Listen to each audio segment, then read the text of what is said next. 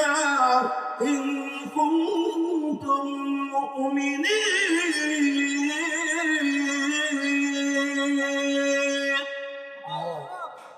আল্লাহ বলছেন এই ইমানদার ভবানীপুর মাদ্রাসায় তারা ইমানদার মুমিন বলে দাবি করেছে। শোনো, আমি আল্লাহকে ভয় করি। কেন?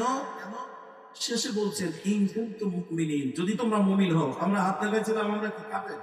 মুমিন। হাত দেখাইছিলাম, আমরা কি মুনাফিক? না। হাত দেখাইছিলাম, আমরা কি মুমিন? একটু জোরে আওয়াজ দিয়ে বলেন, আমরা কি মুমিন। আল্লাহ বলছেন ইন কুনতুম মুমিনিন, যদি তোমরা মুমিন হও। এই মুমিনেরা যারা মুমিন বলে দাবি করছো, শোনো, ইন কুনতুম মুমিনিন, যদি তোমরা মুমিন হও, ওয়াযারু মা বাকিয়া মিনার রিবা, সুদের যা বাকি আছে সবটুকু ছেড়ে দাও। আর কথা আল্লাহর কথা। তাহলে যেই লোকটা সুদ খায়, যতক্ষণ সুদ খাওয়া ছেড়ে না দিবে, আমার আল্লাহর কাছে লোকটা মুমিন নয়। এজন্য ভবানীপুরের মানুষ যারা এই রোগের মধ্যে জড়িত আছে, তারা আগামী বছর বলবে ওয়াজ হবে, কিন্তু আপনার সমাধান যেন না আসে। কারণ আমাদের যাওয়ার সময় একটা আশা সাফার এই গ্রামের কারণ সুদ করে না, সুদের বিরুদ্ধে কথা বললে রাগ করবে না। ভাই, আপনি রাগ করলে আমার অসুবিধা নাই। আমার রব যদি আমার পরে খুশি হয়, আমার মতো সফল মানুষ পৃথিবীতে নাই। আর আপনারা সবাই খুশি। আর আমার রব যদি বলে আব্দুস সামাদ আজাদ, তোমার এলেম দিয়েছিলাম, তোমার হেলেম দিয়েছিলাম, তোমার জবানের শক্তি দিয়েছিলাম, আর তুমি এলাকায় যাওয়ার পরে কথা গোপন করে সবার কাছে ভালো থাকার জন্য ছেলছেলা কথা পেয়ে চলে আইছি রে আব্দুস সামাদ আজাদ, আমি তোমার পরে বেজার। আমার রব যদি আমার পরে অসন্তুষ্ট হয়, আপনারা সবাই খুশি হলেও আমার মতো ব্যর্থ মানুষ পৃথিবীতে আর একটাও নাই। তাই আল্লাহ বলছেন ইন কুনতুম মুমিনিন, হে ভবানীপুরের মাহফিলের মাঠে যারা আছো, তোমরা যারা মুমিন বলে দাবি করেছো, ওয়াযারু মা বাকিয়া মিনার রিবা, সুদ যদি খাওয়ার অভ্যাস থেকে ছেড়ে দাও। আর কথা, তাহলে এখন সুদ ছাড়া যাবে কি যাবে না? একটু শুনে বলেন, যাবে কি যাবে না? না, যাবে না। আমার ওয়ালে সুদ কেনা ছাড়বে? গ্রামে যারা সুদ খায় তারা হয়তো ছেড়ে দেবে, কিছু কিছু হেলায় বুঝেও পারে, কিন্তু ব্যাংকের মধ্যে সুদ, একটু জোরে বলেন, আছে না নাই? আল্লাহু আকবার। ইন্স্যুরেন্সের মধ্যে সুদ, ব্যাংকের মধ্যে সুদ। আমার মতো আব্দুস সামাদ আজাদ হাজারবার যদি চিৎকার দেয়, ব্যাংকের সুদ বন্ধ হবে না। এই ব্যাংক সুদ মুক্ত করার জন্য, দেশটাকে ইসলামের পক্ষে রাখার জন্য আমার মতো মুফাসসির নাই, বরং এমন একজন মুফাসসির যার জুতা বহন করার যোগ্যতা আমার নাই গো। আল্লামা দিলওয়ার হোসেন সাঈদী রাহমাতুল্লাহ আলাইহি 50 বছর ধরে এই কোরআনের এই বিধানগুলো বাস্তবায়নের জন্য ওয়াজ করে গেছে। ফলশ্রুতিতে আল্লাহু আকবার, ওই সুদপন্থী, ঘুষপন্থী, জিনাপন্থী, অপরাধপন্থী মানুষগুলো তাদেরকে ফাঁসির রায় পর্যন্ত দিতে দ্বিধা করে নাই। সুতরাং আমার আব্দুস সামাদ আজাদ এখন যতই রাজ্যে কথা বলি, এতে কাজ হবে না। কোরআন মানার জন্য দুইটা অবস্থান, একটা হলো ব্যক্তিগতভাবে আমলযোগ্য। কোরআনের 3টা ভাগ আছে। আমি সম্ভবত আমাদের মাদ্রাসার মাঠে বলেছিলাম, চন্দ্রপুর মাদ্রাসার মাঠে, কোরআনের 3টা ভাগ ব্রিটিশের সময় থেকে হয়ে আছে। যদি সুযোগ থাকে গবেষণা করে নেবেন, আজকে আর বলার সুযোগ হলো না। সম্মানিত ভাইরা, তো সেই কোরআনের সেই ভাগের মধ্যে আমরা পড়ে এমন একটা কায়দা করেছি, ইচ্ছা করলেও পূর্ণাঙ্গ কোরআন আমরা মানতে পারবো না। কোরআন থেকে নামাজ, রোজা, হজ, যাকাত মেনে নিতে পারবেন, বিয়ের দেনমোহর মানতে পারবেন, জমি জমার বন্ধন মানতে পারবেন, বিচার ব্যবস্থা আপনি এখন মানতে পারবেন না, সুদ মুক্ত আপনি ব্যাংক করতে এখন পারবেন না। এটা পার্লামেন্টে রাষ্ট্রীয়ভাবে পরিবর্তন করতে হবে। কিছু সুবহানাল্লাহ বলে।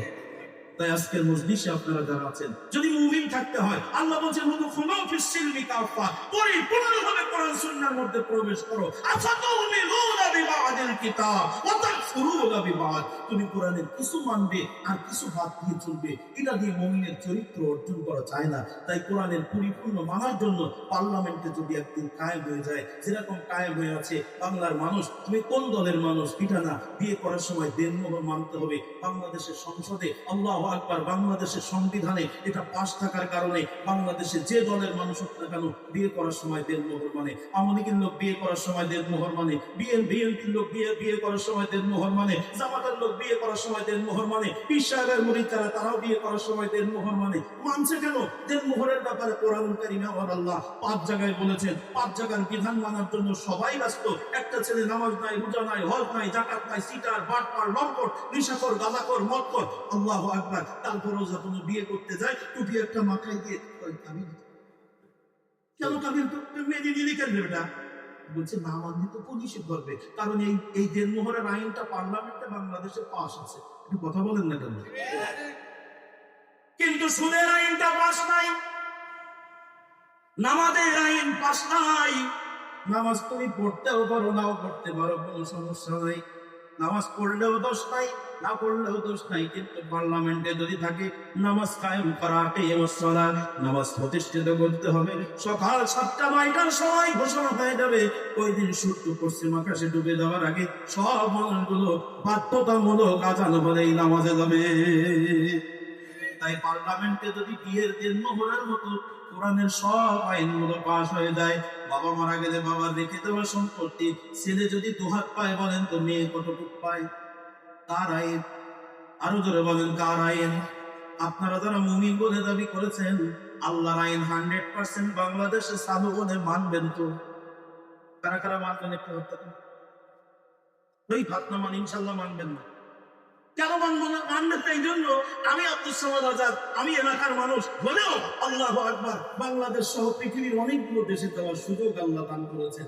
এই মর্মে আমি আমার অভিজ্ঞতা, এক্সপেরিয়েন্স আপনাদের সামনে ব্যবহার করছি। আমরা যারা 100 জন মুসলমান ভাই আল্লাহু আকবার মুসলমান বলে দাবি করি, 100 জন ভাইয়ের মধ্যে জরিপ করে দেখা যায় শতকরা 99 জন ভাই বোনের জমি ফাঁকি দিয়ে কথা কন না।